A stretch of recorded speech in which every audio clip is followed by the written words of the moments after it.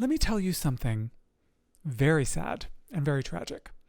It is when you are in the beginning of your spiritual path that you need the most acceptance, self-acceptance. And the beginning of your path is when you're least skilled to give it to yourself. Period. The beginning of your path is when you need the most love, kindness, and acceptance, and the beginning of your path is when you are least able to give it to yourself. The true irony of beginning spiritual work, healing, self-help. So whatever you want to call it, I have a flower today. Whatever you want to call it, it's the same. I'm taking care of myself. I'm doing therapy. I'm doing yoga. I am doing a spiritual path. I don't necessarily feel it's helpful to like talk about them differently or decide, which is better, which is more, blah, blah, blah, blah, blah, blah, blah. I'm talking in spiritual terms, but this all applies to self-help and being kind to yourself. The irony is, when you're first starting out, is the time when you need the most acceptance on earth. You need a dump truck of acceptance. You need an ocean of acceptance.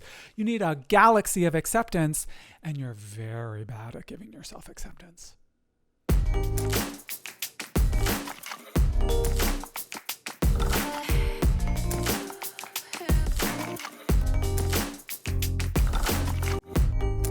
And I just point this out because it's natural. It's natural. It's natural to feel daunted by this irony. But I'm going to tell you how to dig out of it and how to get out of it and what to do instead in the video today. This is the paradox at the heart of spiritual practice. So you're here, you're beginning, you're judging, you're fixing, you're hating, you're annoyed, and you could use a mentor, a kind presence in your life. And as you arc through the years and years and years of healing and spiritual journey, that part gets easier. But of course, I wish, that it was easier at the beginning, because you deserve self-love and kindness throughout the whole arc of your journey. So I'd like to share a raw personal story from the monastery where I studied. I remember standing around at the monastery. We didn't talk to each other. It was a silent order.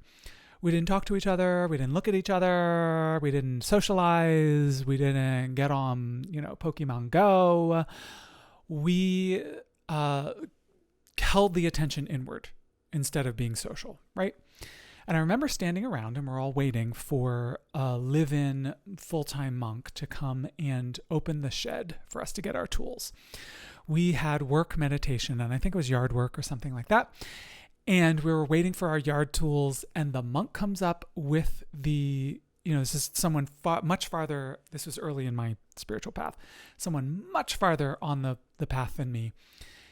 And they came up to the shed and got out the key for the shed. It was locked, and put the key in the lock, except it didn't fit.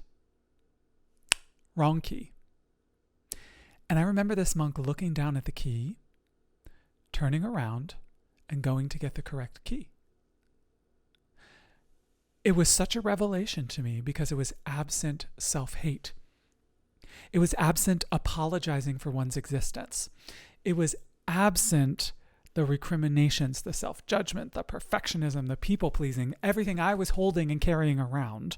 And I could not imagine having the wrong key in front of people and nothing happening except looking at the key, turning around, going and getting the correct key, coming back, putting it in the lock, turning the lock, opening the shed, handing out the rakes.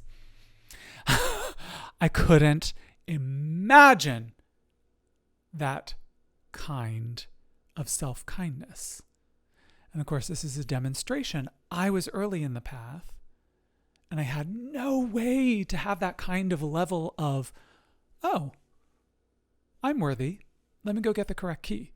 No way. But that's, of course, at that moment when I was dripping with self-hate, dripping with perfectionism, dripping with people-pleasing, I needed that level of self-kindness. And if you're just starting out on your journey, it's okay, but you need that too.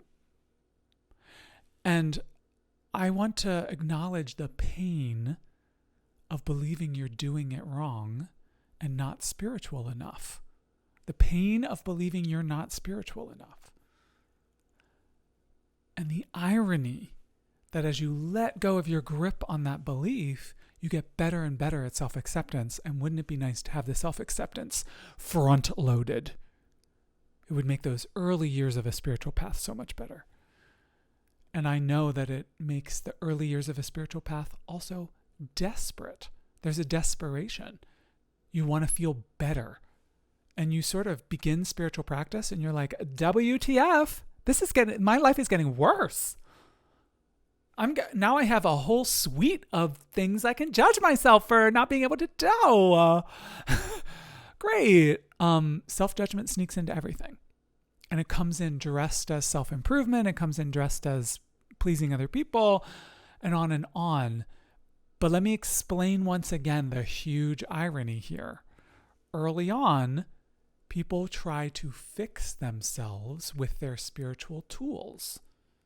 But the core of healing is radical acceptance. If you want to be high functioning, if you want to have 3 jobs and a family and a career, good. And that takes skill. That takes self-acceptance. So starting out in the spiritual journey, you might treat yourself like you deserve to be fixed. But of course, and again, we're talking about the irony today, you never need it to be fixed over the whole arc. And you're trying to earn the love that is always yours. Why? Why?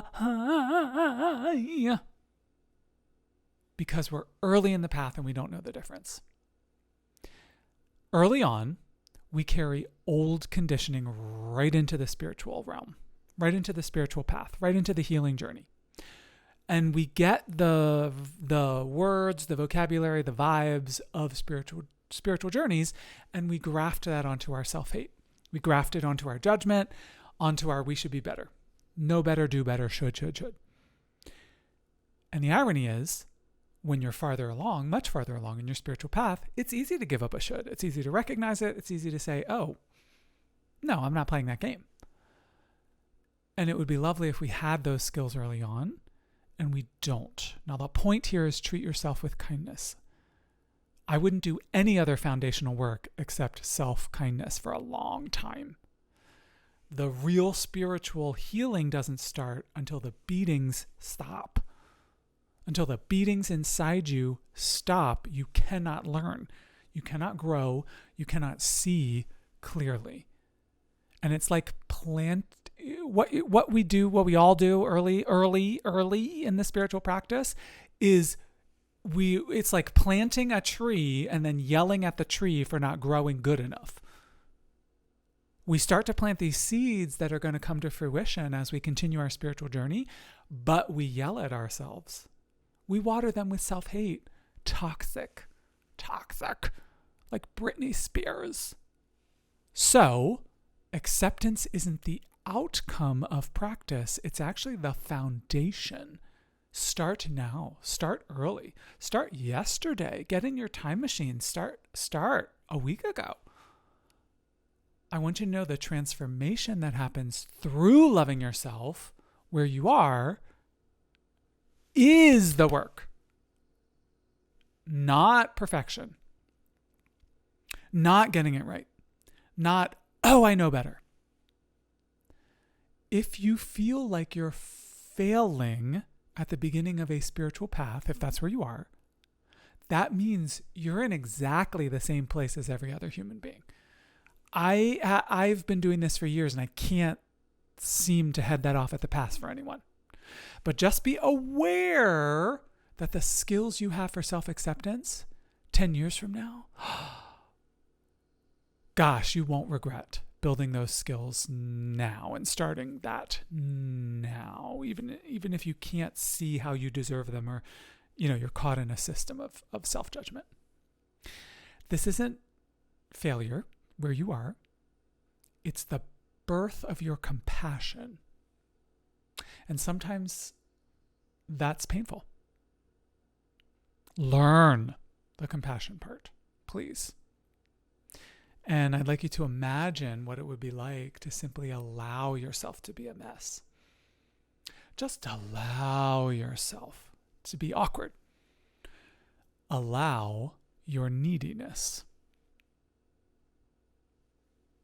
Allow your neediness.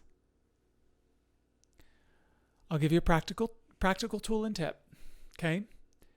You don't need to try to love yourself perfectly. That never happens. Your job is to notice, stay, soften, and accept. Notice, stay, soften, and accept. Notice, stay, soften, and accept. Notice and stay and soften and accept. Of course, you feel the way you feel. You're learning to love yourself. If this resonates with you, come on by jeffreymarsh.com, join our weekly groups, our monthly groups, our meditation circles, our email classes, our Discord server. You deserve kindness, and you deserve, honestly, to be surrounded by people that can teach you and demonstrate kindness. And you deserve, listen to this, T, you deserve to show up as that person who can teach the other people coming up behind you. Know what I mean? If you're really struggling right now, I hope you remember that the you who is struggling is just as worthy of love as the you are becoming. Imagine yourself pulling that compassion from the future into your present moment. Take good care of yourself.